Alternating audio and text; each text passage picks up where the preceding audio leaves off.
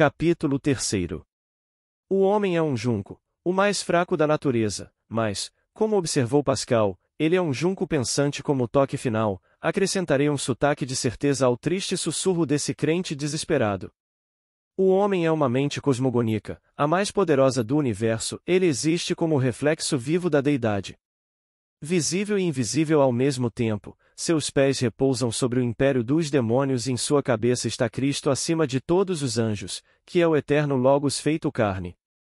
Então, qual é o pensamento que leva à ciência e qual é a ciência que leva à sabedoria? O que é a sabedoria cingida pela coroa dos mundos, senão o próprio Deus revestido de toda a sua humanidade celeste e terrestre, visível e invisível aos olhos da carne? Mas esses mesmos olhos de carne, iluminados pela ciência, purificados pela arte, santificados pela fé, podem ver não só na clareza material, mas também na sua fonte e à luz absoluta dos espíritos e das almas. E então, o que é que eles veem? Eles veem a realidade de todos os mistérios sagrados que toda a fé de todos os povos, em torno de seus doutos iniciadores, sempre proclamou e venera até hoje, e respeitará ainda mais quando a ciência e a religião se verificarem mutuamente em todos os lugares. Sim, milhões de almas fiéis a essa antiga harmonia entre ciência e religião ainda veem hoje, como seus antepassados viram durante os tempos dos profetas de Israel e dos hierofantes de todo o mundo, as visões do Todo-Poderoso, o brilho deslumbrante do véu que cobre o tabernáculo celestial do Deus do conhecimento total. Sim, tudo o que os profetas de todos os vossos santuários vos disseram, tudo que as suas vozes ainda estão a cantar através das harmonias sagradas das vossas catedrais, igrejas e templos, no sopro dos coros e nos ventos dos órgãos santos, sim, tudo isto é a verdade e esta harmonia universal torna incessantemente conhecida entre vós a inefável majestade de Deus, a sua adorável providência e a sua inexprimível generosidade, só quando vos fala ao mesmo tempo da grandeza celeste do homem e da perfeição do propósito divino para o qual regressa a sua perfectibilidade. Este propósito é a glorificação de Deus no homem e do homem em Deus, e este termo divino, para o qual a religião universal através de todas as suas denominações e cultos está conduzindo, é idêntico ao termo que a ciência, em seus picos mais altos de iluminação, entregou a si mesma, finalmente verá novamente, verificando a fé. O mesmo apogeu da civilização é espontaneamente vislumbrado, não só pelos doutos, mas por todos os poetas dignos desse nome. São esses poetas que, mantendo intacta a pureza de seus sagrados poderes de intuição, são os vigias da noite e os vigias de nossas nações. Todos os grandes historiadores verificam a posteriori o que a visão direta dos videntes percebe no futuro, e todos os sociólogos e economistas bem informados não fazem senão repetir, em outros estilos, o que a ciência da antiguidade gritou aos quatro ventos através de todas as suas vozes sagradas e de todos os seus colégios proféticos ou sibilinos, desde o tempo de Zoroastro até o de Davi, desde o tempo de Isaías até o do Voluspa. E qual é, em suma, esse propósito da humanidade? É um propósito tão prático quanto grandioso e, por ser simples, é divina e humanamente verdadeiro. Como todo indivíduo, invisível ou visível, todo ser coletivo tem sua lei, e essa lei é trinitária pela razão de que toda lei é a expressão de uma relação entre dois termos. Aqueles que governam ou que são governados na Europa, aqueles que são conquistadores ou conquistados na Ásia, todos vós tendes igual interesse no retorno da humanidade a esta lei social do reino de Deus, que nada mais é do que o seu direito, dentro do qual os vossos próprios direitos estão abrangidos. Não, o egoísmo não é de todo verdadeiro, seja o de um indivíduo ou de um povo, de uma raça ou de um continente inteiro.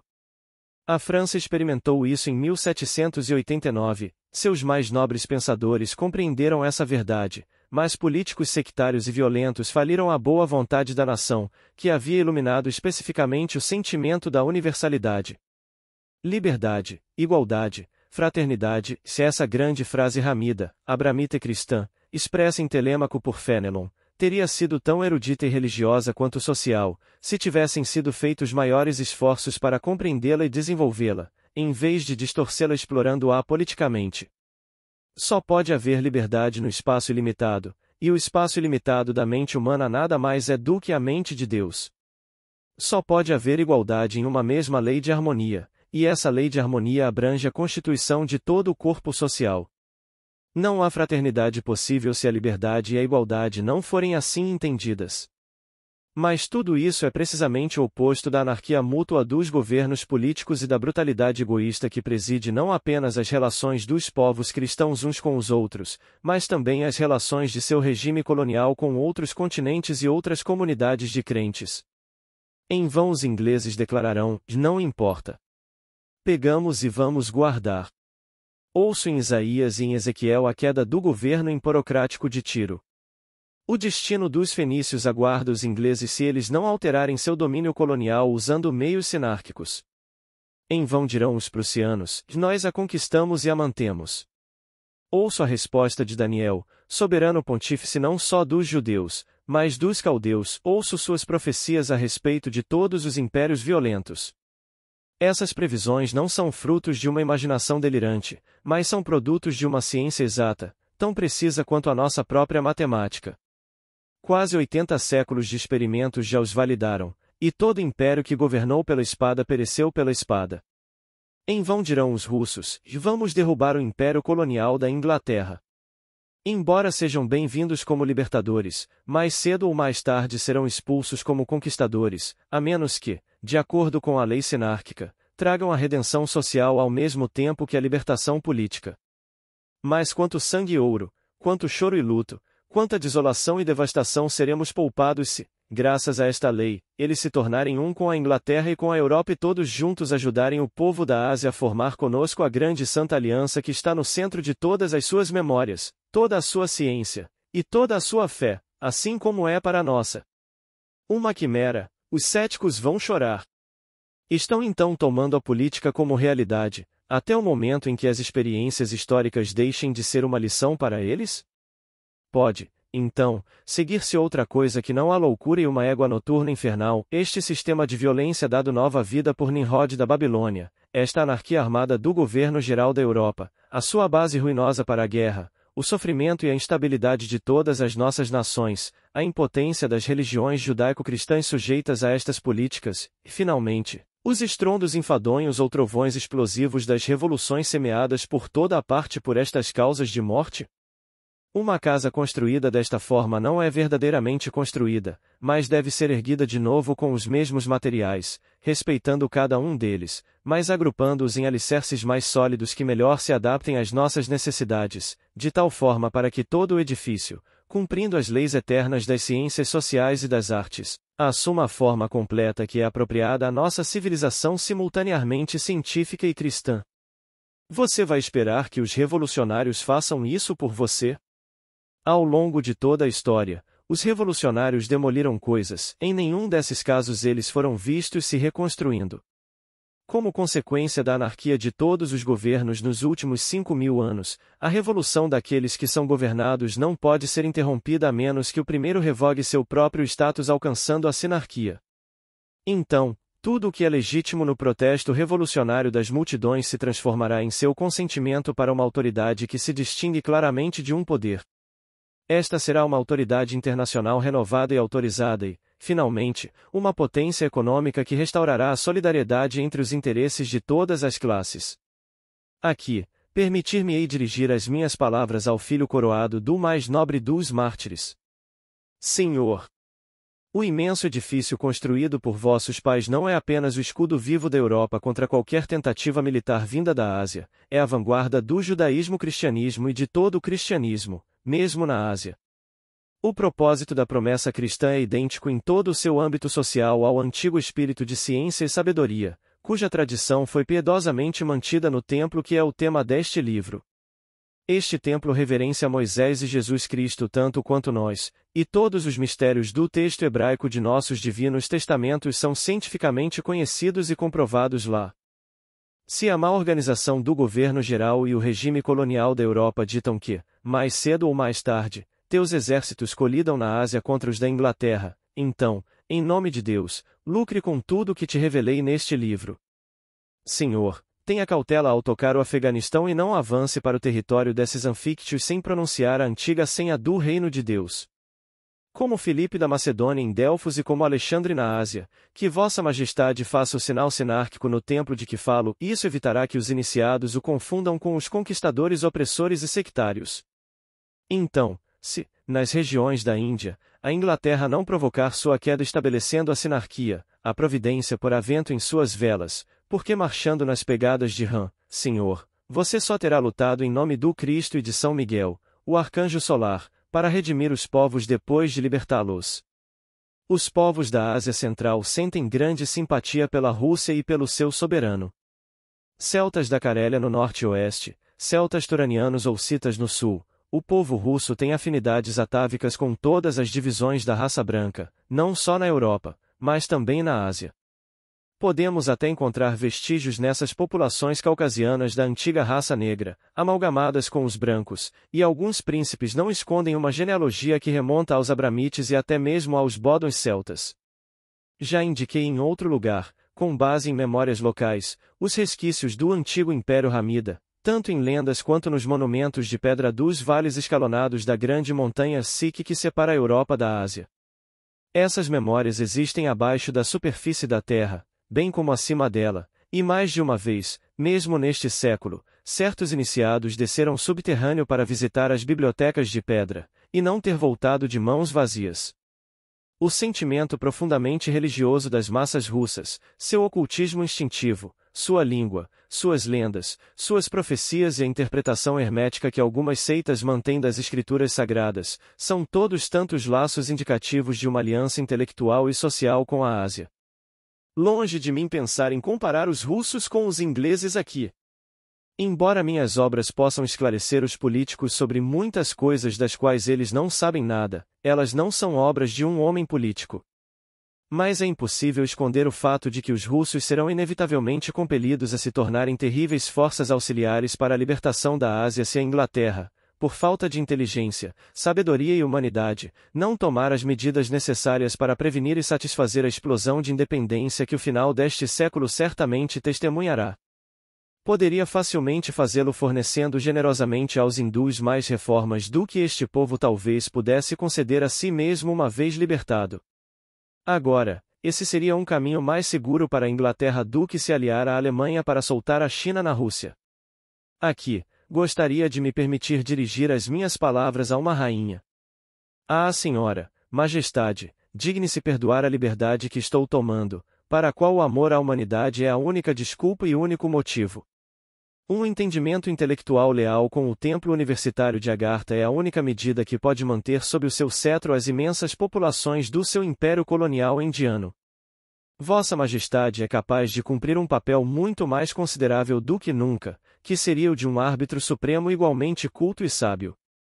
À frente de uma nação europeia que é um dos portadores de tochas de nossa civilização, tudo seria fácil para ti, seguindo os caminhos luminosos e pacíficos que a humanidade me manda apontar aqui.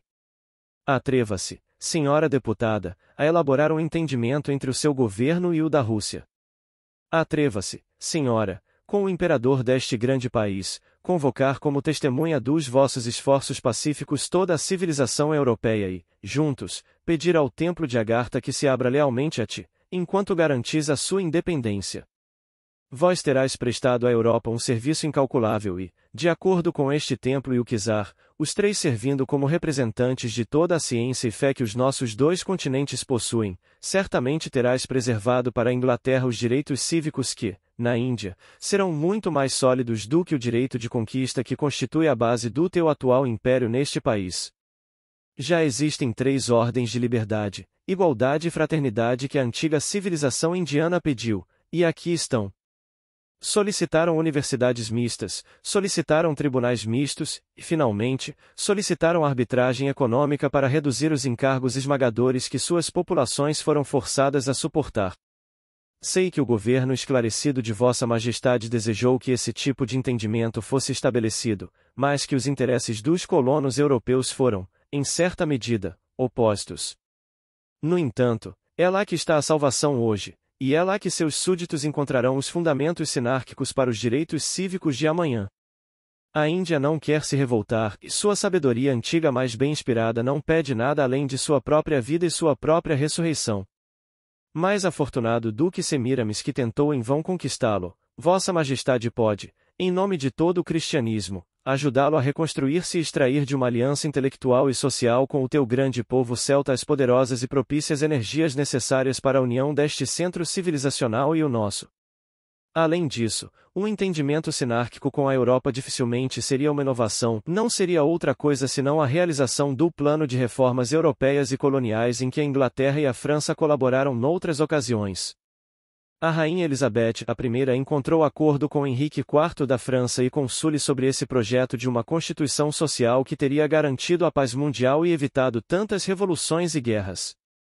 Graças às antigas instituições celtas escandinavas dos ingleses, seu regime colonial é muito superior ao de todos os outros povos europeus, com exceção da Holanda. Mas, por falta de uma constituição sinárquica, aberta através do exame a todos os indivíduos de todas as raças, seu estabelecimento na Índia possui vícios radicais, o menor dos quais é a dominação estrangeira e a incapacidade de trazer, até agora, qualquer valor intelectual ou social agregado em troca da exploração material que prejudica essa mais velha de todas as civilizações. Estou perfeitamente ciente de que a dominação inglesa está pelo menos em pé de igualdade com a dos vários conquistadores que se sucederam sucessivamente na Índia, mas não constitui uma aliança, e esta última condição é essencial para a reforma e preservação desta colônia. Se a dupla autoridade da história universal e dos livros sagrados vale alguma coisa em tais assuntos, encontraremos seus ensinamentos fielmente examinados e resumidos em meus 2 livros anteriores, Missão dos Soberanos e Missão dos Judeus. No primeiro, indo à raiz das causas da anarquia do governo geral europeu, forneci um retrato ético suficientemente completo da diplomacia nos capítulos 9, X e X para não ter necessidade de revisitar o assunto. Aqui desafio homens políticos dignos desse nome a estudar e prestar atenção ao que chamo de binômio ângulo-russo e sua oposição direta na Ásia Central. A questão de Herat e do Afeganistão deve merecer uma ênfase especial. Permito-me agora dirigir algumas palavras aos iniciados de Agartha que gostariam de ler estas obras e formar uma opinião bem fundamentada sobre elas. Nenhum motivo sectário está motivando meus esforços, nenhum interesse político está guiando minha caneta e nenhuma consideração pessoal me impulsionou ou impediu na conclusão da tarefa intelectual que empreendi, uma obra cuja coroa é o presente livro. Se me dirijo, como acabei de fazer, aos soberanos e povos russos e ingleses, se os exortei a um entendimento com Agartha depois de ter demonstrado a sua importância vital, então permitam-me dizer mais uma vez que é da minha exclusiva responsabilidade e se deve apenas à minha iniciativa. Creio que esse entendimento é tão essencial para o renascimento da Índia quanto para a coroação da civilização europeia. É meu sincero desejo, seguindo os desígnios de Deus que estão escritos nos Vedas, bem como no texto hebraico de nossos Antigo e Novo Testamentos, e no árabe do próprio Alcorão, que a aliança universal dos dias da antiguidade seja restaurada em breve. O século XX da era cristã verá o seu cumprimento sobre os alicerces cujos princípios examinei através dos acontecimentos da história e nas profundezas dos nossos livros sagrados. Ora, falar de aliança não é falar de fusão, mas de harmonia entre todas as diferenças das várias partes. A vossa venerável universidade preserva piedosamente todo o passado, toda a sua memória, todas as suas ciências e todas as suas artes. As nossas próprias universidades, incluindo as sinagogas e todas as igrejas, não são menos merecedoras do seu lugar, e as suas simpatias para convosco não são menos necessárias do que uma abertura aos vossos mistérios é essencial para nós. É através desta compreensão fraterna que todas as faculdades da mente humana podem prestar-se assistência mútua, realizando de novo a promessa feita pelos nossos fundadores religiosos e pelos vossos. Em vão, alguns mal-intencionados na Europa dirão que estou a tentar transformar o cristianismo em brahmanismo, em vão alguns tolos repetirão isso por boatos. Em vão a mesma calúnia ao contrário será feita contra mim na Ásia, alegando que procuro reduzir o brahmanismo e o budismo ao dogmatismo de nossas várias igrejas. Minhas obras se defendem de tais imputações, assim como de muitas outras. Agartha forma o que Moisés chamou de concílio dos ciclos anteriores, e o que São Paulo chamou de igreja dos protógonos. Isso deve ser suficiente para fazer com que cada crente a respeite como uma religião, e todo estudioso a respeite como uma universidade. O próprio Moisés exortou seus iniciados a ouvirem os ensinamentos deste concílio, e Jetro foi um dos pontífices que permaneceu fiel à sua tradição científica. Finalmente, mesmo no texto hebraico do Novo Testamento, encontramos o nome de Agartha na cabeça de cada uma das epístolas, para não mencionar muitas outras passagens. Aqui o véu da aliança do antigo Israel com Israel mosaico não é levantado mais do que é apropriado, assim como a primeira iniciação cristã com o templo universitário de Paradesa. As demonstrações irrefutáveis de todas essas verdades já foram feitas, e serão mostradas à luz do dia em seu devido momento pelo indivíduo que tem o direito de fazê-lo. Isso vai acontecer em vários países, como eu disseram em muitas ocasiões, mas apenas no momento em que a primeira Câmara de Sinarquia terá sido criada. Saberemos, então, em que consiste uma verdadeira exegese científica dos textos sagrados, e então, como se diz nas Escrituras, a lei, em outras palavras, a ciência das coisas divinas e humanas, será verificada ao iod. De momento, é de outro ponto de vista que dirijo as minhas palavras aos membros do Supremo Conselho de Agartha. O sinal sagrado que se manifestou diante de você em 1877 o convocou, entre outras coisas, a garantir sua soberania como poder territorial independente. A Rússia já está a roçar a cabeça da sua confederação no Afeganistão. A violência armada empregada pela Inglaterra na Birmânia já está quase tocando o pé do seu corpo anfictionico. É por isso que o mistério, que lhe permitiu preservar sua sinarquia até agora, pode fazer com que você a perca se você a mantivesse. De facto, toda a cristandade nada sabe de vós, e o imenso apoio moral que vos pode ser emprestado pelos seus governos, pelas suas universidades, pelas suas religiões, pelos superiores desconhecidos da sua maçonaria e, finalmente, pela sua opinião pública, é tudo algo que vos falta neste momento, e é essencial para a vossa independência, se quiserdes mantê-la. O que aconteceria se eu não tivesse tomado a iniciativa de revelar sua sinarquia, sua sabedoria e a importância de sua universidade? Eis o que aconteceria, no espaço de poucos anos, sem que a Europa sequer suspeitasse de sua existência, você seria pego e bloqueado, como Jerusalém já foi, no abraço mútuo de 4 impérios militares, e a Inglaterra emporocrática, a Rússia, o Islã dos turcomanos, e finalmente, a China, ainda governada na hora atual pelos tártaros turanianos. A cristandade, sem suspeitar das catástrofes inconscientemente provocadas por sua constituição diplomática, sem suspeitar do que estava perdendo com sua queda acompanhada e seguida de cataclismos horrendos, ouviria do Extremo Oriente nada além do som dos exércitos, o rugido dos canhões, e não veria nada nas encostas do Himalaia, mas uma nuvem de fumaça disparada pelas chamas, um prelúdio para a conflagração de toda a Ásia. É por isso que, autorizado pelo Espírito vivo de Cristo, pelos Abramitas e pelos Ramidas, abri o véu de Manavik que vos cobre, e é por isso que vos digo, saia do invisível, mostre-se pouco a pouco a toda a Europa sinárquica de mãos e braços abertos, com todas as suas credenciais de glória passada, utilidade presente e benevolência futura. Diga a todas as nossas instituições de ensino o que você tem reservado para elas. Para as sinagogas e as igrejas, as chaves para a interpretação cabalística dos textos hebraicos do Antigo e do Novo Testamento, as chaves de todos os milagres que relatam, as chaves de todas as ciências e de todas as artes que se possa sentir nas entrelinhas, serão como os passos de peregrino marchante que despertam um estrondo maçante em passagens subterrâneas em certos sagrados, lugares solitários. Dizei aos nossos céticos o que dizeis entre vós, que o judaísmo-cristianismo é verdadeiro, que o Cristo é o Messias proeminente e que a sua gloriosa segunda vinda será realizada através da reconstituição de um Estado social mundial na sua lei eterna. Aos nossos cientistas, dos químicos e físicos aos fisiologistas, dos naturalistas aos arqueólogos, dos psicólogos aos astrônomos, diga, estamos trazendo a vocês 556 séculos de memórias, observações e experimentos que abrangem um espaço do centro do globo até o cume dos céus. Finalmente, aos capítulos do 33º graus da maçonaria, diga, tudo o que prometeste somos capazes de cumprir, e esta promessa cumpriremos para aqueles que, dentro de nosso templo, preencherem as condições exigidas pelo exame.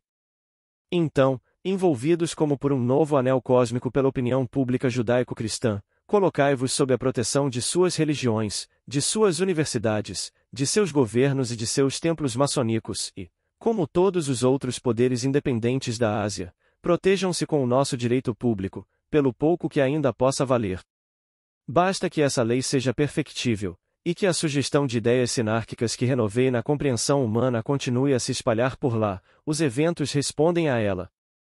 Esses eventos, frutos de uma anarquia que perdura há quase 5.000 anos, não deixarão de fornecer uma verificação crescente da necessidade da sinarquia. Creiam em mim, meus irmãos em Cristo, aí está a vossa salvação social, tanto quanto a nossa. Consultai nos vossos santuários selados o Eterno, os seus anjos, os seus poderes, as almas dos vossos pontífices e santos, e a sua resposta não pode ser duvidada. Protegido por nossa lei comum, você não terá mais que temer que as ações secretas de qualquer estado ou seita possam ameaçar sua existência social ou sua vida intelectual. Você não terá nenhuma necessidade de temer a abstração, destruição ou alteração de seus textos, que são impossíveis de entender se você não entregar pessoalmente a chave Dorian e indicar os segredos da fechadura. Nossos vários estabelecimentos de ensino, supervisionando-se uns aos outros, impedirão a predominância de qualquer forma de sectarismo no exame que vocês generosamente convidarão todo o cristianismo a submeter. Finalmente, para passar do direito público de hoje para o pacto sinárquico de amanhã, bastará que entre nós as circunstâncias permitam que um soberano pontífice suba à cabeça de todo o corpo social judaico-cristão, restaurar sua autoridade e espírito sintético, e, apoiados pela consciência de todos os povos que estão atentos às entoações da verdade, convocar todos os governos a se submeterem à lei da inteligência e do amor, que deve recombiná-los e reorganizá-los. É então que, com o vosso apoio, a mesma lei reunirá todos os povos asiáticos e africanos entre si, bem como conosco. É então que todos os renascimentos de que falei serão alcançados, das margens do Nilo às margens do Tigre e do Eufrates, de Bagdá a Jerusalém. É então que, finalmente, com a neutralização de todas as cidades santas, a renovação da própria terra se dará como previsto pelos profetas. E os desertos outrora habitados por homens e cobertos por cidades voltarão a ficar verdes. Mais uma vez estarão cheios de nascentes, rios, povos e metrópoles. Estou bem ciente, porém, de que o retorno cíclico da humanidade a este reino de Deus não será alcançado sem esforço. Armado até os dentes pela tecnologia ocidental, o mal inaugurado por Irshu não abdicará facilmente. Haverá ainda mais povos martirizados, e o governo geral da malandragem e da violência continuará por algum tempo a eclipsar o governo que Moisés chamou de o próprio reflexo de Deus. O antideus e o anticristo designados por Daniel continuarão a acariciar a besta apocalíptica, a brutalidade que preside as relações entre nações, estados sociais e continentes. Mesmo os crentes ainda dirão a si mesmos, apesar dos abramitas, apesar de Moisés, apesar de nosso Senhor Jesus Cristo, armemo-nos, porque a lei sangrenta da bula babilônica impedirá para sempre que o rosto radiante do Deus do conhecimento completo volte a aparecer por meio da reabertura da aliança universal da antiguidade, mas que todos os políticos do mundo saibam muito bem disso. Os crentes, a quem a iniciação deu certeza seguindo a fé, são menos ingênuos do que os céticos governamentais e materialistas. Eles observam o mal se opondo a si mesmo, enfraquecendo-se à medida que se torna mais generalizado, e esperam. Mostrei em Missão dos Soberanos e Missão dos Judeus, desmascarando todas as causas de todas as várias formas de anarquia, quão longe de ser ingênuo está esse espírito de ciência e amor que preside a sinarquia. Deixei em boas mãos um testemunho da reorganização universal desta última entidade. Tranquilizem-se os crentes, não estou aqui a opor-me à política em si, mas apenas a contrastar a ciência com a ignorância e a sabedoria com a loucura. Ia mostrar aos seus olhos a enumeração dos povos de Ares e do Cordeiro, e daqueles que ainda carregam a marca do cisma da bula. Eu ia fazer com que eles contassem essas pessoas na Europa, na Ásia e em outras partes do mundo, e avaliassem suas forças intelectuais e físicas, e o que seu passado, resumido no presente, promete para seu futuro. Eu acrescentaria a essa cena todas as alianças necessárias dos povos arianos entre si, de continente em continente, e suas certas chances de se salvar e de recuperar a liderança daquela civilização cujos iniciadores eles eram. Mas quanto mais minha penetração da sabedoria divina me dava uma visão clara dos segredos da anarquia intergovernamental da Terra, menos capaz eu era de rebaixar a bandeira de Ram, dos Abramitas e de Jesus, e de deixá-la cair nas esferas escuras e sangrentas das paixões coletivas não, com meus olhos fixos na cidade celestial e no Cristo glorioso. Agora eu só podia ver toda a humanidade como os membros separados de um mesmo corpo divino. Desde o sacrifício feito no Calvário, não houve mais turanianos, e o governo geral dos homens pela força, decapitado de sua apoteose babilônica pelo Cristo, não poderá mais prevalecer contra o retorno do reino de Deus. A consciência e a inteligência humanas estão hoje muito livres do espírito de raça, linhagem e seita para que haja necessidade de quaisquer armas que não sejam a ciência na redenção não apenas dos indivíduos, mas de todo o estado social terrestre. E essa consciência, e essa inteligência, iluminada por todos os raios concêntricos da ciência e da fé, não são mais monopólio de nenhum povo ou de qualquer raça. Neste catolicismo integral, os turanianos e arianos já não me aparecem como nada mais do que almas, assim como apareceriam sob a cúpula subterrânea onde seus sábios celebram seus mistérios, e onde as cores cromáticas tornam impossível distinguir qualquer diferença de pele, ou qualquer diferença de características. Todos os homens são bons, e só fazem o mal porque acreditam que seu interesse próprio o exige. Todos desejam o bem, cada um à sua maneira, mas não sabem conciliar seus muitos desejos e as muitas coisas que desejam. Há uma lei social de harmonia que tornará possível esta santa reconciliação, esta união divina, entre todos os indivíduos e entre todas as sociedades. Sob 1000 nomes, tomando 1000 formas, através de 1000 línguas diferentes, há 5000 anos que fazemos o possível para manter, em todas as direções e em todas as nações, a memória e a esperança desta lei, que é o símbolo trinitário da nossa aliança em Deus. Esta lei foi feita carne do seio de Deus até o ventre de uma mulher, chama-se Jesus Cristo. É Ele que eu adoro nesta lei, é esta lei que eu adoro nele, e embora eu atribua à autoridade dele desta lei todas as forças intelectuais e morais que elas aumentam 100 vezes em mim, eu me sinto, diante delas como diante da humanidade divina, não ser nada além de uma pequena chama mantida em uma pitada de pó. E esta autoridade cíclica, que fala tão fortemente através de mim, só me faz compreender ainda mais poderosamente tanto a minha própria humildade como a minha própria impotência para proclamar a sinarquia adequadamente e servi-la como ela merece. É por isso que estou gritando aos 4 ventos, invocando em toda parte as almas e reservas sagradas prometidas para nossa fidelidade. São eles que realizarão o que eu gostaria de poder alcançar, se este for o trabalho de toda a mente humana de acordo com a mente divina, suprida com toda a alavancagem que me falta. E agora, que me seja permitido levantar a minha voz humildemente para o venerado líder da minha religião. Santo Padre, é por desígnio que neste livro me permiti tocar piedosamente, invocando-os, os cumes pontifícios da humanidade. Nas profecias de nossa Santa Igreja, Pio IX chamava a si mesmo de cruz, a cruz descrucificada. O vosso soberano pontificado, Santo Padre, anuncia uma luz no céu, lumen in coelo. Esta luz, de fato, ilumina o caminho sagrado dos futuros soberanos pontífices. Em breve, percebendo o que um dia foi previsto pelos inspirados da Irlanda, eles serão capazes de glorificar a Cristo pregando a paz da raça humana às nações, e glória olivai, a glória da paz, e portanto, o brilho da sabedoria e da ciência. Por isso, tomo a liberdade religiosa e filial de elevar a vossa santidade as minhas 4 missões. Durante este difícil período de crepúsculo que precede a nova era, não peço a vossa santidade nenhum julgamento público nem uma bênção para essas obras, mas simplesmente que sejam estudadas pelos estudiosos, sábios e santos sujeitos à vossa venerável disciplina e iluminados pelo vosso ímpeto erudito e prudente. Leigo fiel do Espírito de Moisés e do cristianismo, sem dúvida nada disse em minhas obras que não seja já conhecido pelos mais estudiosos desses respeitáveis guardiões da universalidade católica e de toda a tradição divina. Como Fénelon aconselhou, levei minha inteligência e fé ao limite para seguir o caminho trilhado diante de mim pelos padres da Igreja Universal, desde o tempo dos alexandrinos até Gerson.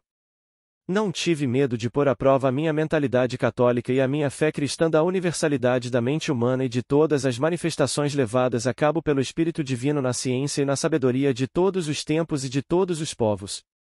Não é minha prerrogativa dizer-se, como católico e cristão, saí vitorioso dessa formidável provação. Cabe aos sacerdotes de todas as nossas religiões e aos estudiosos de todas as nossas universidades examinar o que eu fiz.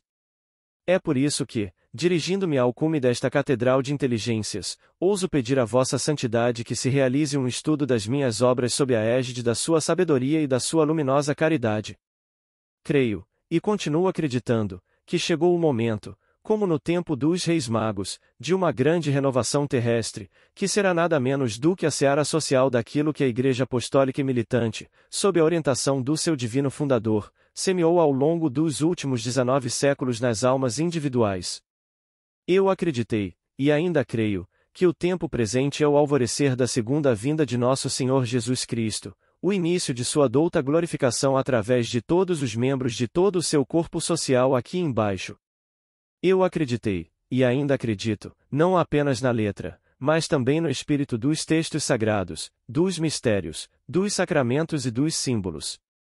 Como leigo, não consultei nenhum sacerdote de nenhuma religião, por medo de obrigar sua responsabilidade disciplinar contra a liberdade que a atual libertação desses ensinamentos me convidou a tomar.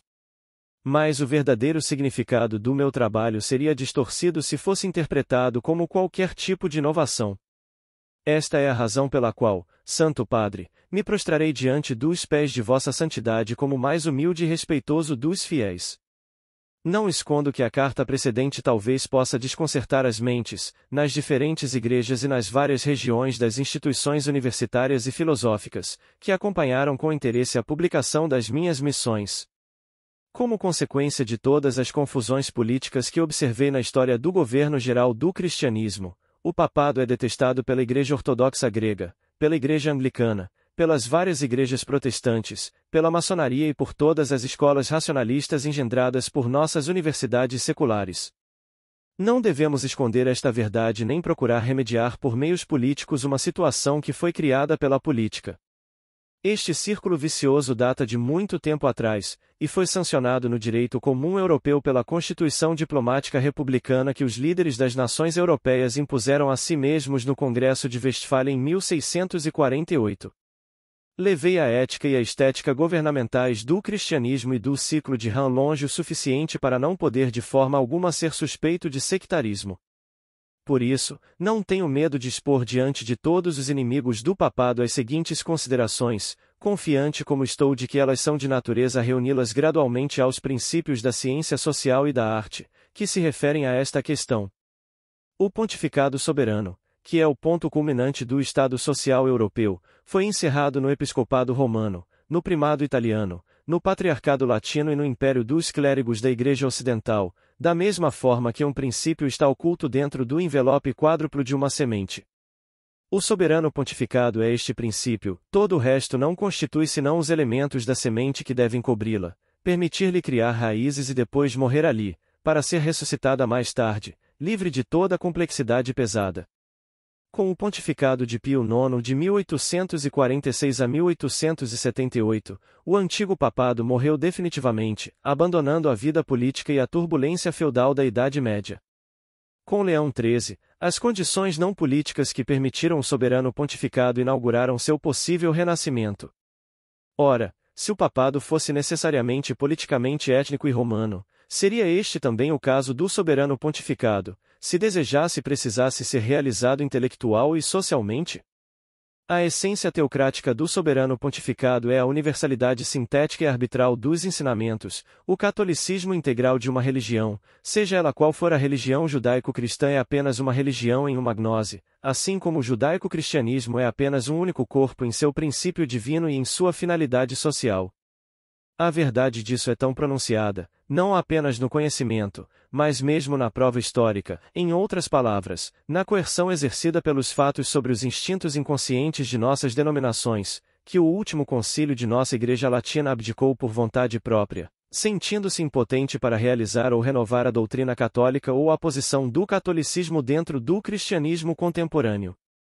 A infalibilidade, na verdade, nada mais é do que o poder discricionário absoluto, dado pelos bispos latinos ao papado romano para libertar o soberano pontífice de todo o sectarismo, para que ele também pudesse libertar esses bispos de sua própria impotência social, junto com ele de acordo com a inspiração que receberia de toda a cristandade de Deus. Dirijo-me aqui a todos os judeus cristãos que não pertencem à comunhão romana, permitindo-me dizer-lhes que prestem muita atenção aos factos que acabei de descrever. Aqui estão algumas de suas possíveis consequências. O soberano pontífice que, nas condições que lhe foram estabelecidas pelo mais recente concílio latino, desejar obter pleno poder discricionário e plena autoridade, ex-cátedra, a fim de realizar a reorganização sinárquica da Europa, tem, pela primeira vez, o poder e a possibilidade de fazê-lo. Este pontífice é Pio IX. Ele pode, de fato, declarar que durante sua vida, a partir de qualquer data, toda nomeação e coroação episcopal deve ter o exame como condição prévia absoluta. Ele pode exigir que este exame seja aberto a todos os judaico-cristãos, sem qualquer distinção, seja de religião, seja de posição sacerdotal ou leiga, como no caso de Santo Ambrósio de Milão e muitos outros, a saber, todo o corpo de educadores superiores em todas as nossas universidades europeias. Finalmente, ele pode tomar a decisão soberana de que, a partir do episcopado, essa pré-condição de um exame deve ser mantida e estendida até o posto do próprio soberano pontífice, mas que agora deve estar sob o selo da iniciação.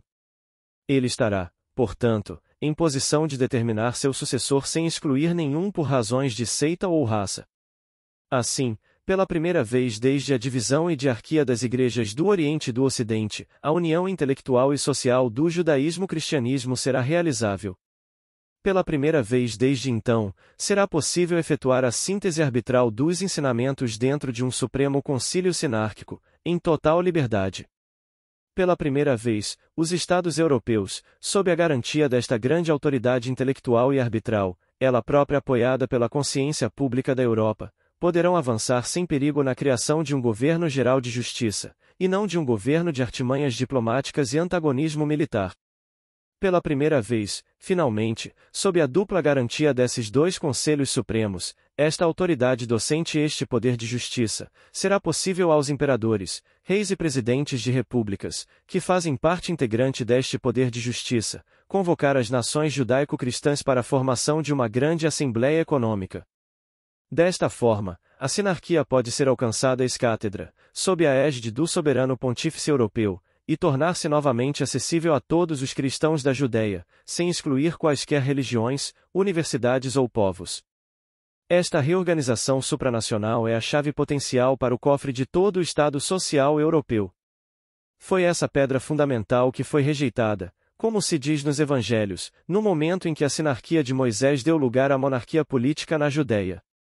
Entre suas vantagens, oferece a característica específica de não afetar a primazia das igrejas étnicas em qualquer lugar, nem a posição atual das religiões em cada nação.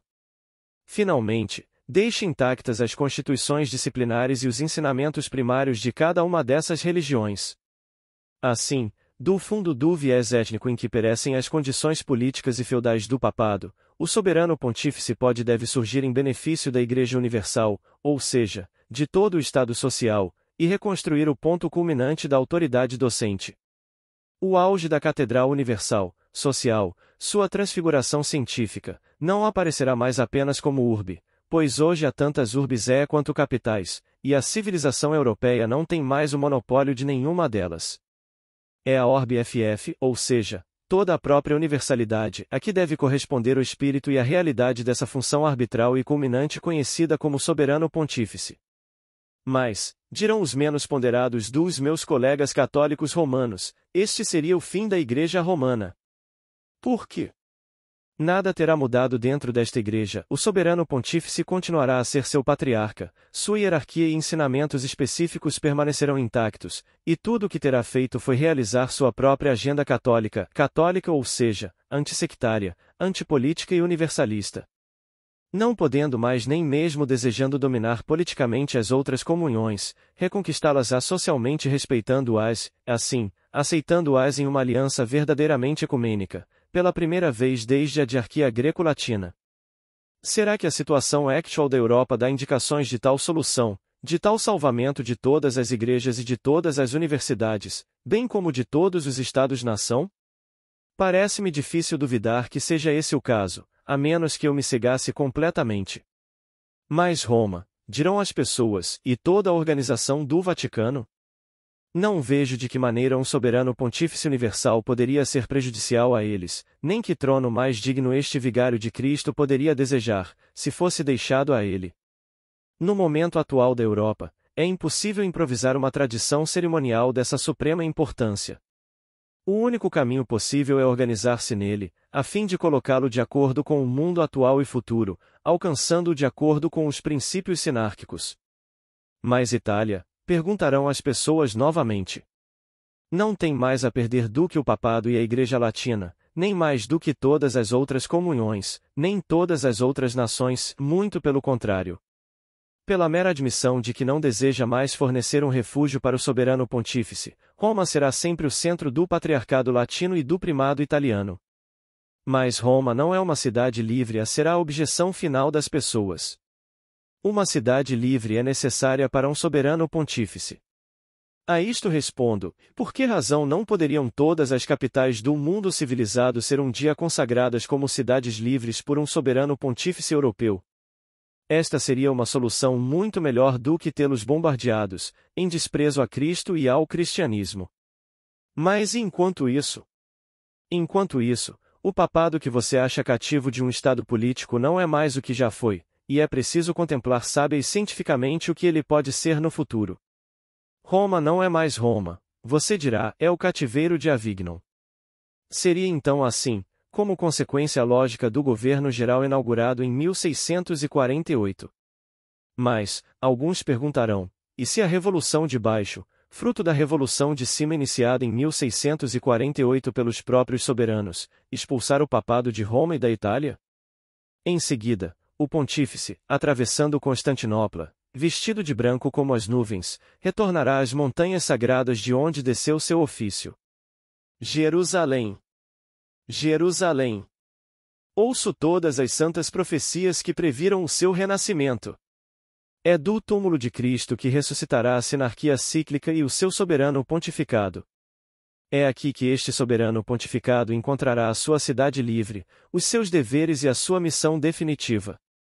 Sim, a sua missão, pois há apenas um pontificado soberano europeu que, com sede nesta cidade, será capaz de realizar a lei sinárquica do reino de Deus sobre toda a terra, a aliança e a paz cíclicas de todas as religiões, de todas as raças e de todos os continentes, em Hamide, Abramite e Israel cristão. E se alguém me disser que a conversão do papado em um pontificado soberano ecumênico e universal, seja em Roma, Constantinopla ou Jerusalém, é uma novação, eu responderei novamente, não, 1000 vezes não. A única novação seria se isso não acontecesse durante a vida de Jesus. A Igreja judaico-cristã e Israel abramita e mosaico tinham apenas uma cabeça, a de Cristo, em torno da qual brilhava a auréola da autoridade divina que está além de todo e qualquer tipo de compromisso político. A Igreja cesariana de Constantino, o cristianismo desmembrado da crucificação, conseguiu, graças à política, erguer altares contra altares, opor cabeças contra cabeças, membros contra membros, cruz contra cruz. Será totalmente diferente na Igreja da glorificação e do governo geral de Deus. Sinárquico em seu corpo social, em seu cume que emerge luminoso do exame, reunirá tudo o que a política dividiu. Não há nenhuma questão de inovação para esta promessa formal do Antigo e do Novo Testamento, de um único rebanho, um único pastor. O que acabo de colocar diante dos olhos de meus leitores não são minhas ideias pessoais, mas as próprias perspectivas que nossas próprias escrituras sagradas revelaram antes de nosso tempo, verificadas por fatos históricos. Que essas perspectivas mosaicas e cristãs da história europeia e dos ciclos anteriores sejam removidas ou suprimidas, se quiserem. Mas admitamos que é a cegueira dos homens de Estado e dos homens de pano, e o ódio mútuo às seitas e aos partidos internacionais ou nacionais, que impede o advento deste pontificado soberano sinárquico e a reforma de todas as autoridades docentes, deste Conselho de Justiça dos Estados Europeus e deste Conselho Ecumênico de todas as nações judaico-cristãs.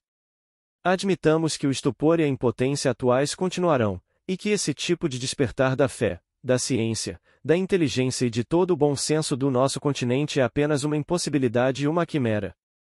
Digamos que a Europa contemporânea é o melhor de todos os mundos possíveis, que todas as suas diferentes anarquias são o triunfo supremo da ciência e da modernidade.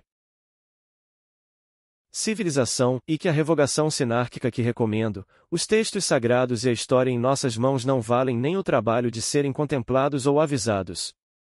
Mas, se assim for, temos de encarar as perspectivas que permanecem em aberto para o futuro da Europa, se eliminarmos todas as acima referidas.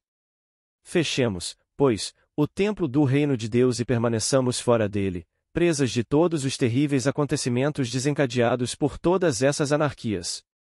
Tiaras, miters, coroas, governos, nacionalidades, universidades depois de igrejas, cristandade depois de cristianismo, tudo continuará incessantemente a ser forragem para a destruição, dividida entre os anarquistas de cima e os anarquistas de baixo.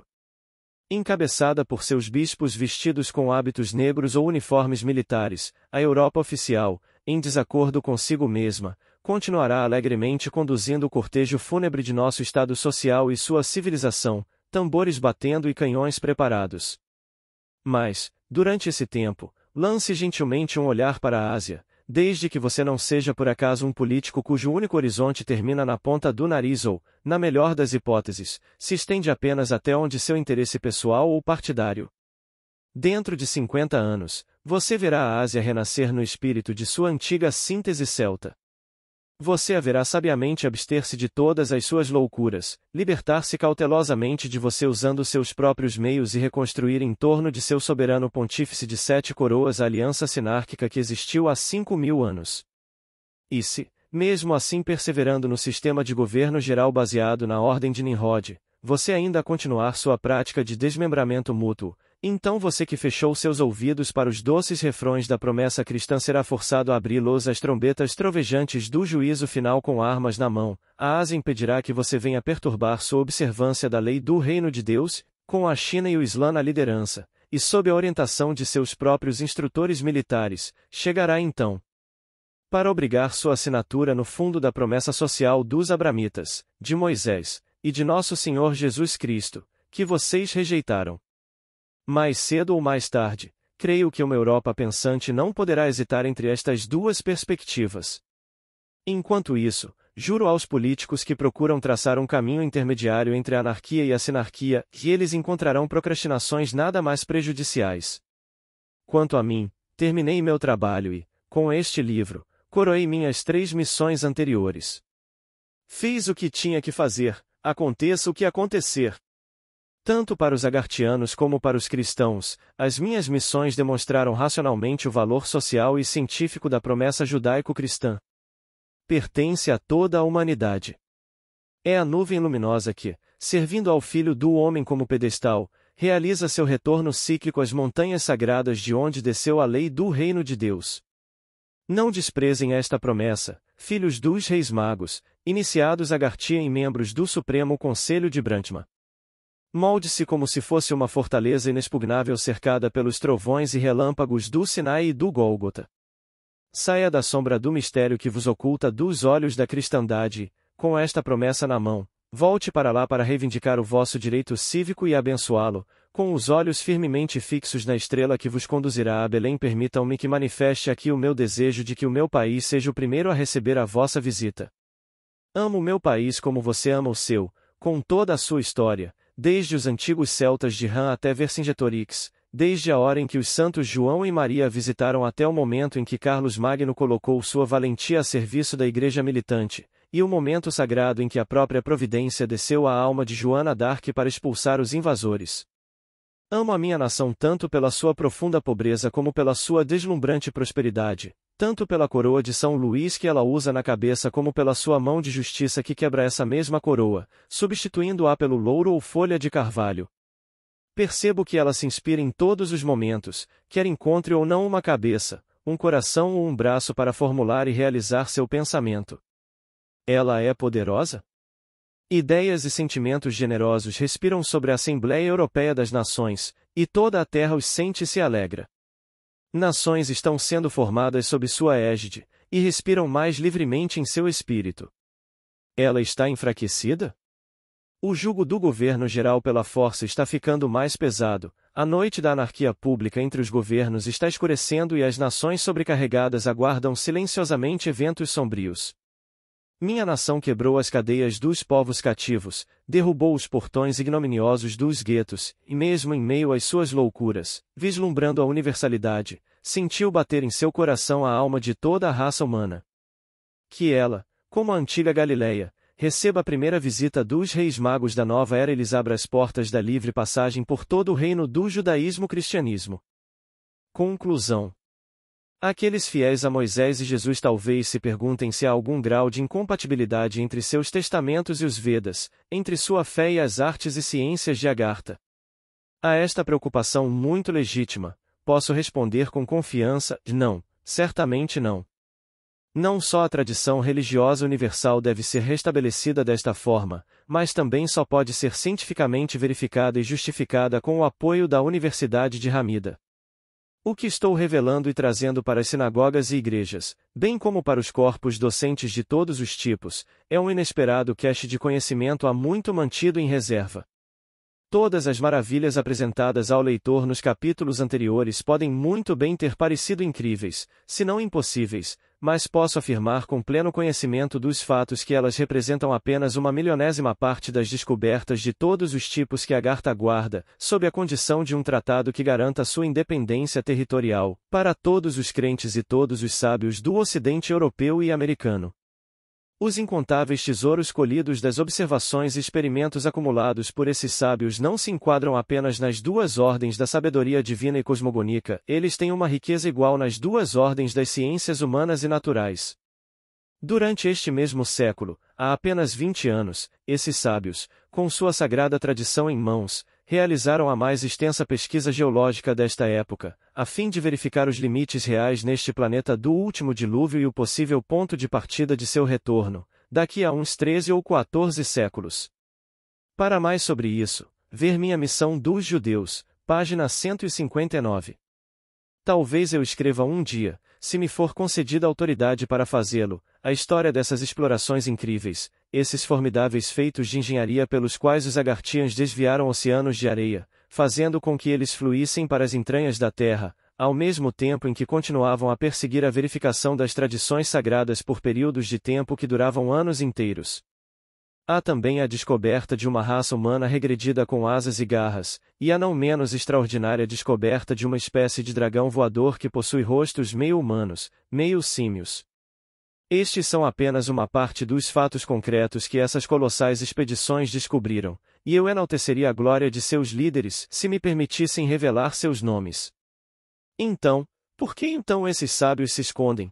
Por que não comunicam às religiões e universidades hebraicas e cristãs os incontáveis e inestimáveis tesouros de sua compreensão divina e cósmica, e de seu conhecimento natural e humano? É porque a experiência de 5.000 anos os ensinou a fechar as portas ao governo geral da anarquia armada, a proteger a independência de seu território e a estrutura sinárquica de sua sociedade contra todas as consequências sectárias e brutais dessa anarquia.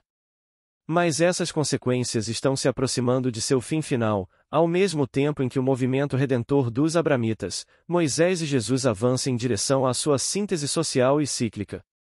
Esta é a razão pela qual não tenho medo de colocar a opinião pública europeia no caminho para uma aliança com Agartha, ou então para uma formidável explosão de indignação contra os governos e religiões que lucrariam com o mistério que envolve Agartha, a fim de desferir um golpe das sombras contra a independência e a vida social deste augusto ancestral de todos os templos e de todas as universidades.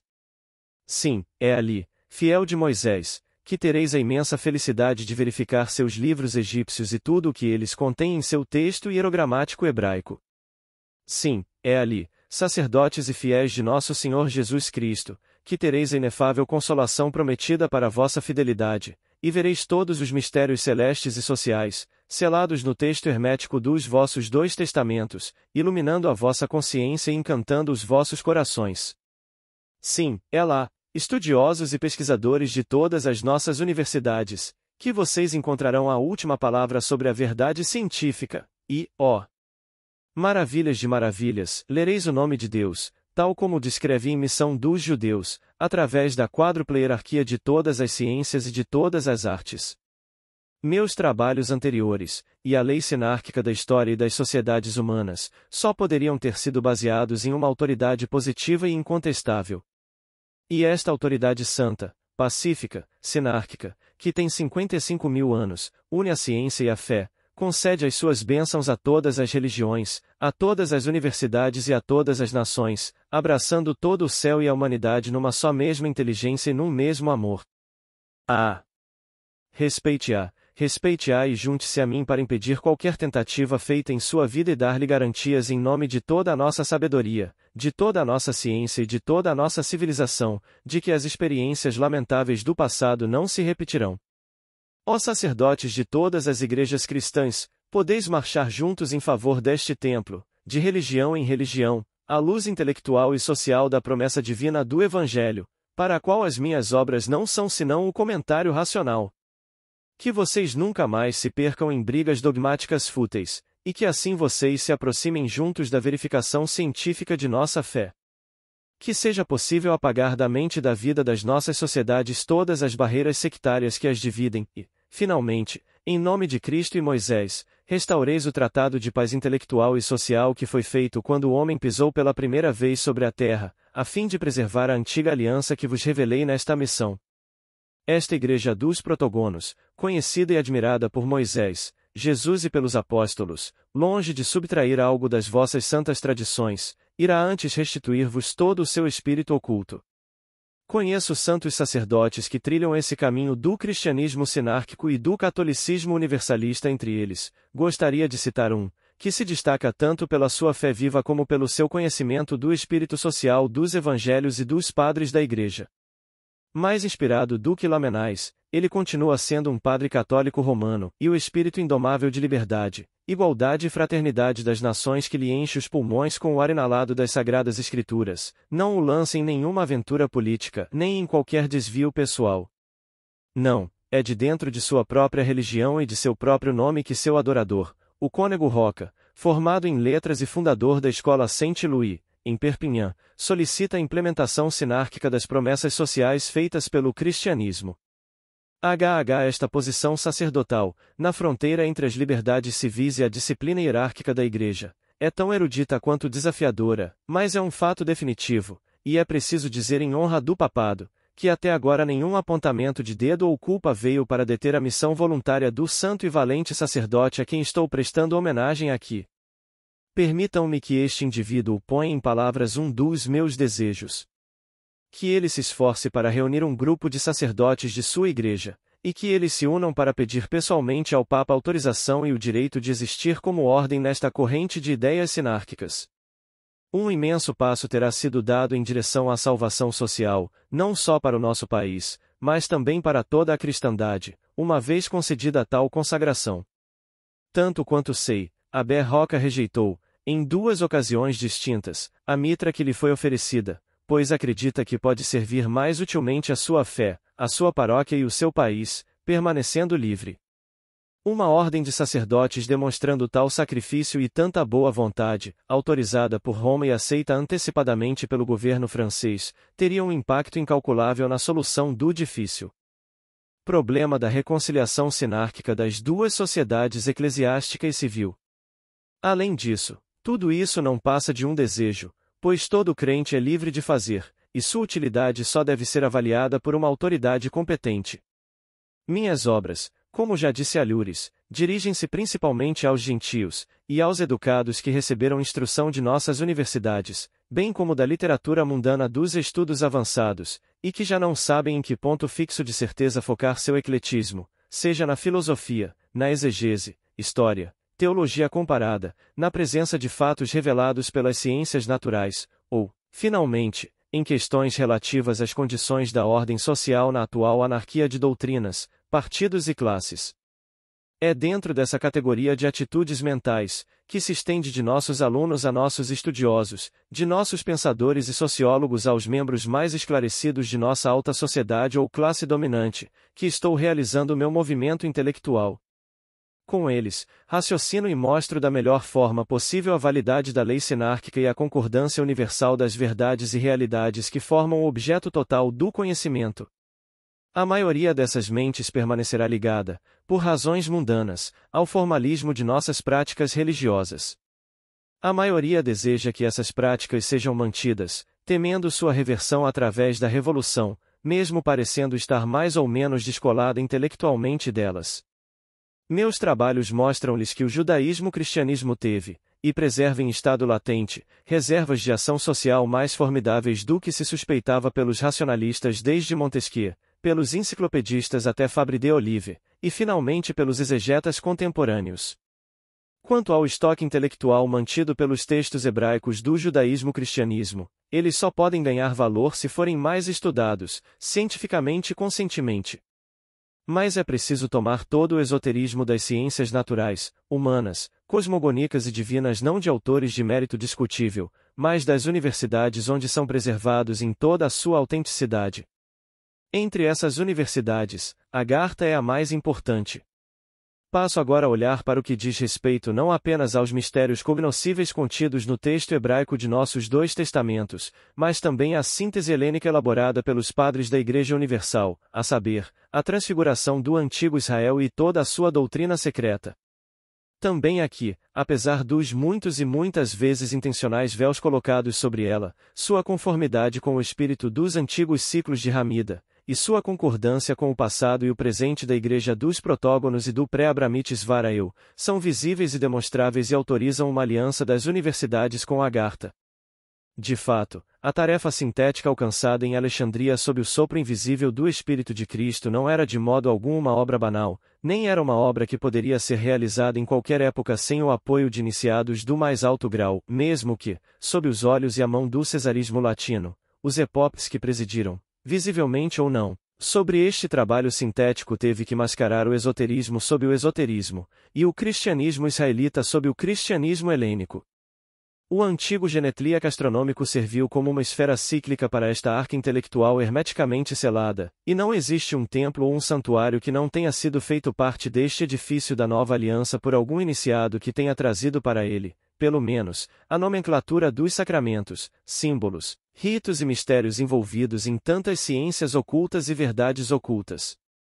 É desta forma que a síntese helênico-cristã contém em si mesma, nominalmente ou realmente, todos os graus correspondentes à iniciação das antigas universidades de Ramida de Paradesa, Caldeia, Egito, Trácia, Ramide Ceutia e Etrúria. É por esta razão que São Paulo, em suas epístolas agartas, disse aos romanos que eles já conheciam a lei. Além disso, durante toda a antiguidade, o direito significou a ciência das coisas naturais, humanas e divinas. Em nossas igrejas e mesmo na ordem dos próprios ensinamentos primários, a nomenclatura dos objetos desse antigo conhecimento sobrevive em sua totalidade, mesmo na teurgia de nossa religião. Os festivais cósmicos estão em seus lugares exatos dentro de suas respectivas estações astronômicas. O culto aos antepassados e o das gerações tem seus verdadeiros símbolos e sacramentos. No que diz respeito aos mistérios do que está além da morte, sua tríplice religião é criteriosamente observada. O Dia dos Mortos autoriza o culto sábio e consciente das almas, o Dia de Todos os Santos autoriza o dos espíritos glorificados. O culto aos anjos, que, juntamente com a oração, é um dos fundamentos da magia divina, também é tão legítimo em nossas próprias igrejas quanto em Agartha, sob o nome dos espíritos cíclicos ou cósmicos que designamos pelos títulos de anjos, arcanjos, principados, poderes, virtudes, dominações, tronos, querubins e serafim. Nesta nomenclatura preservamos intacta a disposição nominal dos mistérios cósmicos, não apenas como foram imaginados pelos cabalistas judaico-cristãos, não apenas como são praticados em segredo pelos atuais discípulos de São João Batista e certas escolas esotéricas no Cairo, Sinai e Arábia, mas também como são professados científica e praticamente pelos magos de Agartha. Finalmente, para não deixar dúvidas sobre a natureza de sua obra antissectária e cabalística, os primeiros iniciados cristãos carimbaram os 3 evangelhos sinóticos e o de São João com o selo quádruplo do mais secreto dos as ciências contidas na Cabalá de Moisés e dos profetas, o anjo, a águia, a bula e o leão. Fora da própria corrente helênica, os escritores dos textos hebraicos dos evangelhos selaram dentro deles todas as pistas que permitem ver sua conexão com a síntese israelita realizada anteriormente nos templos da Babilônia por Daniel, um iniciado agtártico e soberano pontífice dos caldeus, bem como sua conexão com a parte mais secreta da Cabalá judaica, conhecido sob o nome de PRDS, Paradesa, e Vermissão dos Judeus, página 655. Este hierograma significativo foi às vezes substituído entre os primeiros iniciados cristãos pelo nome de Cristo Glorioso. O Apocalipse de São João foi escrito sob a cabeça dos 22 mistérios da antiga síntese, e seus 56 hieróglifos complementares. Finalmente, não é até as aberturas das epístolas que o texto hebraico mostra todas as letras do nome de Agartha, e Agartha ao Efesim, Agartha ao Galatim, Agartha ao Romim, Agartha aos Efésios, Agartha aos Gálatas, Agartha aos Romanos. O ciclo cristão, sendo a fruição suprema do movimento dos Abramites e Moisés, portanto positivamente tem como objetivo a renovação universal da sinarquia ramida, assim como mostrei em Missão dos Judeus. Da mesma forma, as pessoas da Aliança Abramita, Mosaica e Cristã, incluindo o movimento talmudista de Maomé, possuem em sua síntese, em um estado nominal ou real, o que o universo Hamid ainda preserva hoje em um estado que não é apenas das ciências, mas das artes experimentais. No texto hierático de Moisés, os princípios da quádrupla hierarquia do conhecimento são preservados e sumariamente expostos em suas progressões, sob os hierogramas triplamente cifrados em Agartha. Cada um desses princípios é objeto de numerosos volumes de análise, baseados em experimentos além do número. Mas os europeus não devem considerar os textos que entraram em sua posse através da escola de Calcutá como os verdadeiros textos sânscritos e védicos. Há mais de 3 séculos, devido a circunstâncias políticas, os textos sagrados, em todos os lugares, exceto em Agartha, têm sido sistematicamente distorcidos.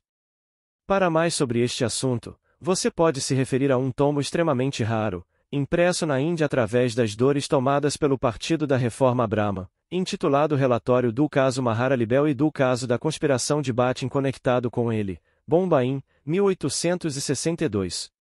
Finalmente, é somente em Agartha que a linguística de que fala São João na abertura de seu evangelho tem sido praticada há cerca de 556 séculos ininterruptos, a fim de que essa incontestável autoridade acadêmica possa dar sem reservas, a quem quiser, todos os segredos perdidos do texto hebraico-egípcio de nossas próprias escrituras sagradas e as chaves positivas de seus mistérios. Sobre o valor dessas chaves, bem como a excepcional experiência dos estudiosos agartians, posso invocar, se necessário, na Palestina, as informações fornecidas pelos veneráveis Gaunim e Cabalim de Jerusalém. Eu também poderia invocar, na Arábia, a dos respeitáveis imãs e estudiosos Mufti de Meca e Medina.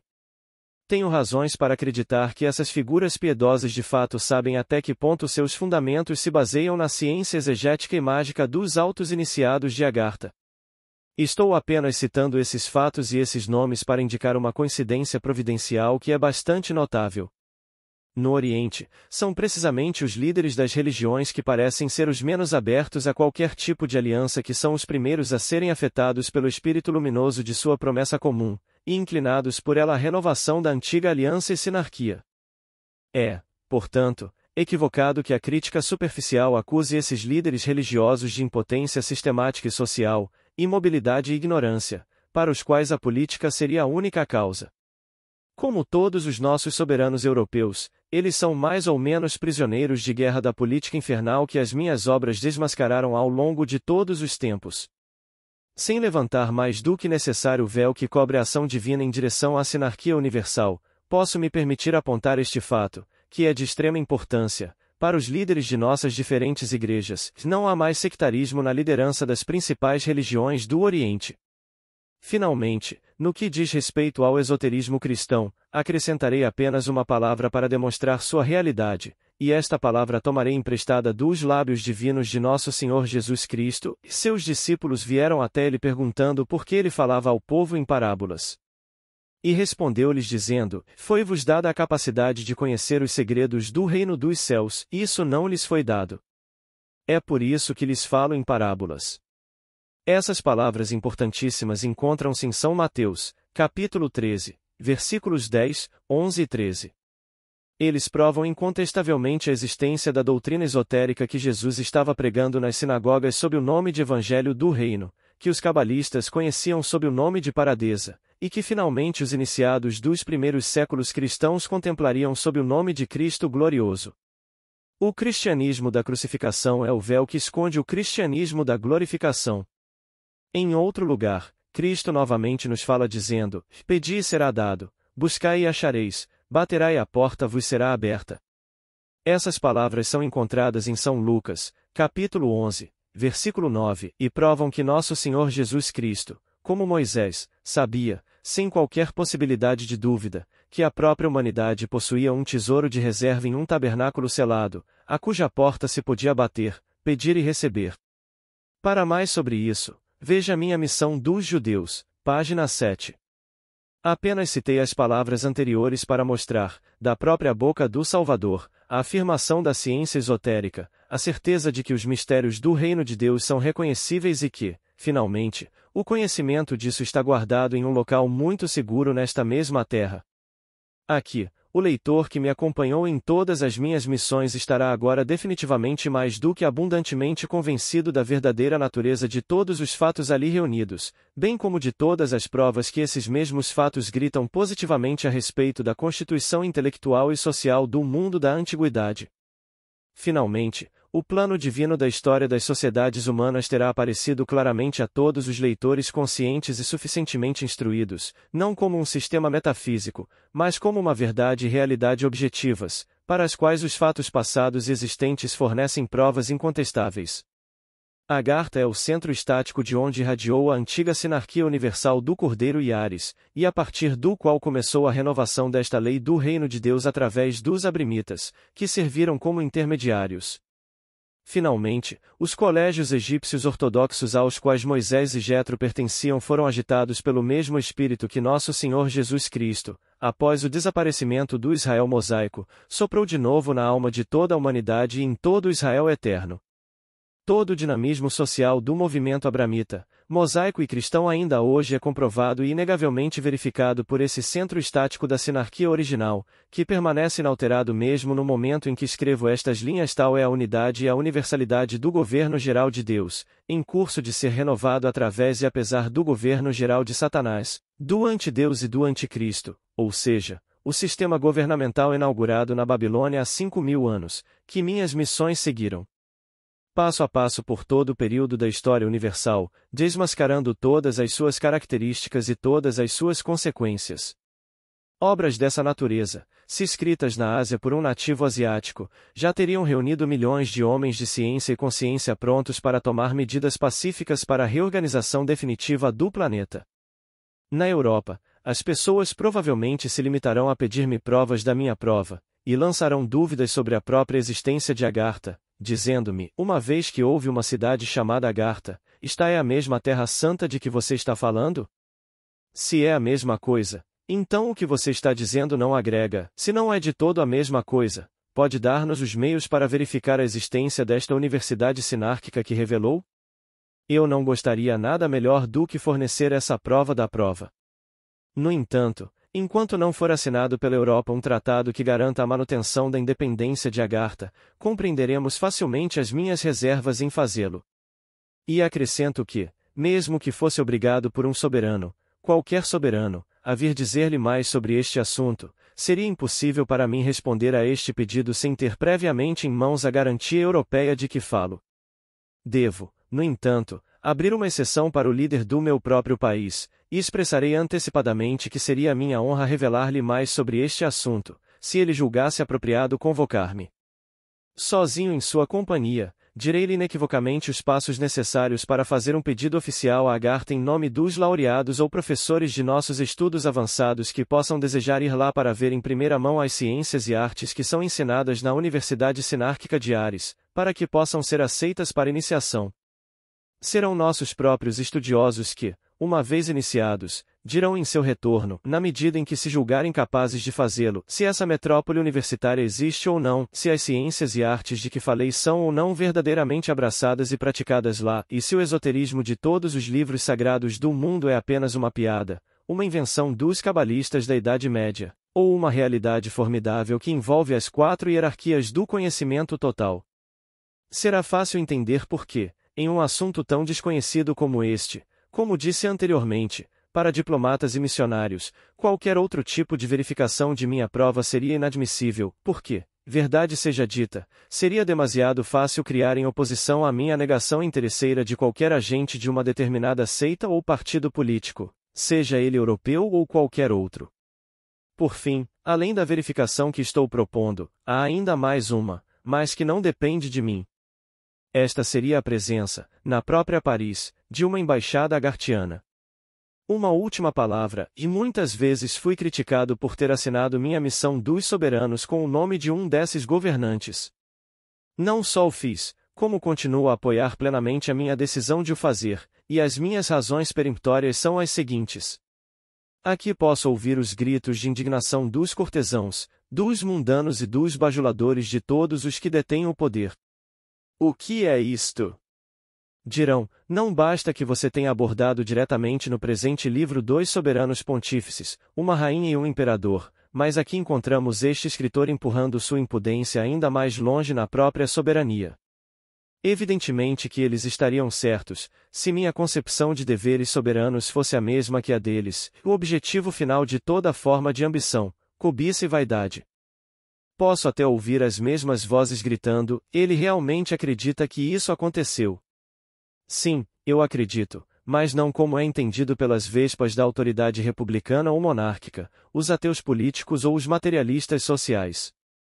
Sem dúvida, não sabem que não só na estrutura sinárquica do ciclo de Ram, mas também no esoterismo cristão, governar é servir, regnar e servir e este. Esta era, de fato, a natureza dos reinos sinárquicos, que, nos últimos 5.000 anos, não reinaram neste mundo. É também em virtude disso que todos os iniciados foram e ainda são reis, como tal, por direito, se não por fato, eles fizeram e ainda fazem parte do conselho daqueles que reivindicam a liderança das nações. Entre os próprios romanos que, como lhes disse São Paulo, conheciam a lei através de numa mas nunca haviam observado, os imperadores, enquanto prosseguiam suas guerras de anarquismo neobabilônico contra as universidades da sinarquia da antiguidade, no entanto afetaram uma deferência respeitosa para com certos iniciados. Esta ainda é a maneira como os rajas hoje agem em relação aos epoptes de Agartha. Apenas os soberanos da Idade Média e do Renascimento, em sua paródia da antiga arte real, não permitiram que a verdade lhes falasse livremente, mas sim, infelizmente, com o rosto totalmente revelado, mais atrás da figura de algum lunático auto-intitulado, como Triboule ou Rabelais. Passaram-se, felizmente, os tempos em que a sabedoria da antiguidade teve de se esconder sob a máscara da loucura, mas voltaram os tempos, louvado seja Deus nas alturas, em que o Logos direto pode e deve despertar novamente para a ação e falar com os poderes da terra, desde que possa encontrar um missionário com um coração humilde o suficiente para se dirigir aos reis como iguais. De fato, apenas a humildade mais profunda é inacessível ao deslumbramento do que chamamos de grandezas deste mundo abaixo. Os orgulhosos não falam aos reis desta maneira, lisonjeiam-nos para fazer uso deles, ou então insultam-nos para se glorificarem. Em relação a mim mesmo, os poderes políticos, sejam republicanos ou monarquistas, nunca terão ouvido nem em minhas obras nem em meu discurso nada além da lei eterna e do desejo religioso de ver sua própria salvação. Nesta última missão, estou mostrando-lhes o poder duradouro das instituições sinárquicas compostas por três poderes sociais, e ensinar a autoridade baseada na ordem de Deus. 2. Poder de justiça baseado na ordem de Melquisedeque. 3. Poder econômico local baseado na ordem dos antigos. Este poder duradouro, em relação a Agartha, já durou cerca de 55.647 anos. Finalmente, como Cristóvão Colombo chegando aos reis e implorando-lhes que lhe permitissem dar-lhes um mundo, estou trazendo-lhes um ainda maior, não apenas como medido no espaço, mas em espírito, e suplico às potências europeias que respeitem este antigo novo mundo, volto a adverti-las caridosamente de todos os perigos de todos os tipos que encontrarão se atacarem este mundo com violência, e volto a sublinhar a necessidade absoluta de uma aliança fundada na sinarquia. Por último, gostaria de encerrar esta missão com a expressão de um desejo. Desejo ver chegar o dia em que se realizará um concílio ecumênico europeu, no qual todas as religiões estão representadas, bem como todas as universidades, todas as lojas do 33º grau e todos os líderes soberanos das nossas nações europeias. E desejo ser convidado a participar deste concílio, a fim de apresentar e defender a lei sinárquica da história e das sociedades humanas, assistido por dois magos de Agartha. Epílogo. Vou mostrar à maioria dos meus leitores que não estou menos consciente do que acontece em seu pensamento como eu estou do que está acontecendo nas criptas de Agartha. Na verdade, todos, com algumas raríssimas exceções, dirão ou pensarão o seguinte: este homem é um lunático, ou então a vítima ou o criador de uma farsa. Seja como for, é bastante ingênuo se imaginar que o Papa e os soberanos a quem se dirige de igual para igual, num tom intoleravelmente apocalíptico, o vão levar a sério. O presidente da República abster-se-á claramente de incorrer no ridículo que resultaria de o convidar para visitar e, assim, aceitar publicamente que este livro poderia ser qualquer coisa que não fosse uma história de galo e touro. Mas isso não é tudo, pois se alguns leitores mais bem informados sobre as ciências e os segredos da Índia tiverem a coragem de levantar a voz e dizer que eu não sou um louco, nem vítima ou criador de uma farsa, então ouviremos outras alegações em uma torrente de sarcasmos sobre sarcasmos, insultos sobre insultos e calúnias sobre calúnias. Sei de antemão quem vai falar, e melhor ainda quem vai fazer os outros falarem. Por que isso deveria ser motivo de surpresa? Que homem já trouxe à humanidade um punhado de verdades sem ser retribuído com muito mais perseguições do que aquelas que caíram sobre a missão dos judeus e continuarão seu canto e dança ainda mais alto contra esta missão da Índia? Por isso, longe de reclamar, digo antecipadamente aos meus amigos, tende coragem, e aos meus inimigos, obrigado. Facsímile da carta do príncipe a Saint-Yves de Alveidre. Do número 108, Rue de Cormeilles, em Levallois-Perret, neste 24 de dezembro de 1887 a Sua Excelência Monsieur o Marquês de Saint-Yves de Alveidre em seu hotel, 27 Rue Verne, Paris. Monsieur o Marquês, que você se digne permitir que, entre as multidões que hoje estarão prestando a você a homenagem de suas bênçãos para Noel, o feliz e feliz Natal, e seus desejos para o novo ano prestes a começar, para que eu também, seu humilde sânscrito, também tenha acesso a você para dar testemunho dos sentimentos de meu profundo respeito e desejar-lhe todas as coisas boas que meu coração respeitoso pode e deve invocar. Que cada um dos seus desejos seja instantaneamente satisfeito. Que tudo o que você espera seja coroado com o sucesso mais feliz. Que todos os vossos projetos tenham um resultado satisfatório, de acordo com as qualidades inefáveis do vosso coração benevolente e generoso. Que os mais floridos louvores e a mais pura alegria embelezem para sempre a sua vida e a da Madame Marquesa, sua amada e nobre esposa. Que o reconhecimento de um número tão grande de pessoas, incluindo a minha própria família, e a sua bela alma incessantemente cheia de bondade, vos recompensem, pelo menos em parte, pela vossa solicitude pelo bem de todas as pessoas.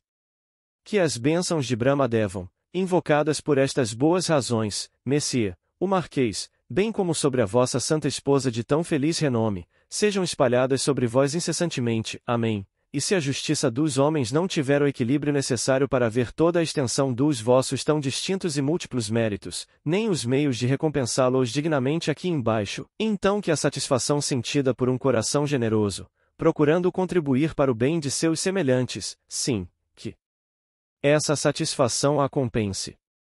E pela graça do nosso Samurai em particular, permita-me continuar, durante a minha breve estadia, a receber a vossa valiosa proteção e a vossa benevolência lisonjeira e, para o provar, digneis aceitar a homenagem do respeito e da devoção com que me declaro.